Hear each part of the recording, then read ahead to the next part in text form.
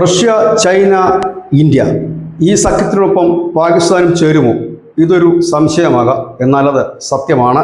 അഫ്ഗാനിലെ ബംഗ്രാം വിമാനത്താവളത്തിന്റെ നിയന്ത്രണം ഏറ്റെടുക്കാനുള്ള ഡൊണാൾഡ് ട്രംപിന്റെ നീക്കത്തിനെതിരെ ഒന്നിച്ചു നിൽക്കാൻ റഷ്യ, ഇന്ത്യ, ചൈനയും പാകിസ്ഥാനും അടക്കമുള്ള രാജ്യങ്ങൾ തീരുമാനിച്ചു.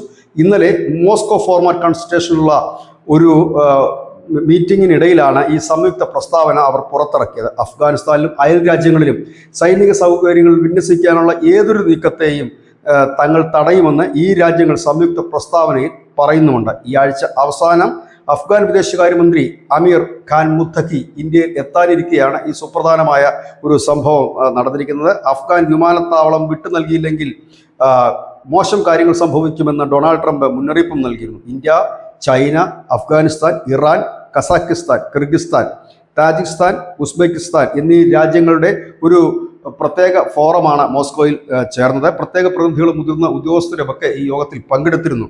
ബെലാറസ് എന്ന രാജ്യത്തിൻ്റെ പ്രതിനിധികൾ അതിഥികളായി പങ്കെടുക്കുകയും ചെയ്തിരുന്നു. അതോടൊപ്പം തന്നെ ഈ മേഖലയിലെ വിവിധ കാര്യങ്ങളെക്കുറിച്ചും ഈ ഫോറം ചർച്ച ചെയ്തു. ഏതായാലും വലിയൊരു നീക്കം എന്ന് തന്നെ പറയേണ്ടി വരും. ഏതായാലും അഫ്ഗാനിസ്ഥാന് ഇതൊരു വലിയ ആശ്വാസമായി മാറിയിരിക്കുന്നു. ഇത്രയേറെ രാജ്യങ്ങൾ അഫ്ഗാനിസ്ഥാന് പിന്തുണയുമായി എത്തിയിരിക്കുന്നു. ഇതാദ്യമായിട്ടാണ് ഇന്ത്യ ഈ ഒരു വിഷയത്തിൽ പ്രതികരണവുമായി രംഗത്തെത്തിയിരിക്കുന്നത് എന്നുള്ളതും ശ്രദ്ധേയമായ കാര്യമാണ്. News desk, news India Malayalam.